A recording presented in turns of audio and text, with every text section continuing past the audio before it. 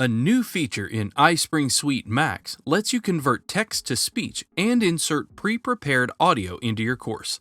This allows you to quickly record an audio narration for your course on your own and produce a voiceover from a text written in a foreign language. Let's take a look at how to convert text to speech in iSpring Suite Max. Begin by opening up iSpring Suite. Now head on to Courses. From here, you can open an existing course or create a new one. Let's open up a project that is ready to have a voiceover added to it. To add voiceover to your slides, open Narration Editor by clicking Manage Narration here. Okay, great. Now we're in the Narration Editor.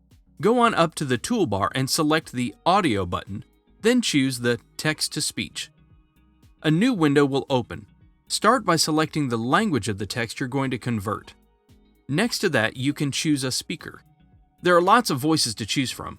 Select the one you would like and choose between a natural or a standard sound. You can choose the Preview Voice button to hear how the speaker will sound.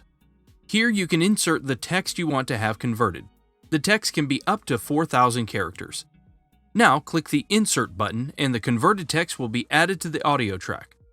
Now you can listen to the audio, sync it with your slides, and edit it. If you want to make changes to the voiceover after you've converted it, simply select the track and then choose Edit Text to Speech up here. Or you can right-click the track and select Edit Text to Speech from the drop-down. This will pull up the Edit menu. Now you can make any changes to text that you like and then select Update to apply them. This feature works the same way in the iSpring Cam Pro editor as well. You can easily create text-to-speech audio for your training videos. And that's all you have to do to get started converting text to speech with iSpring Suite. Give it a try today.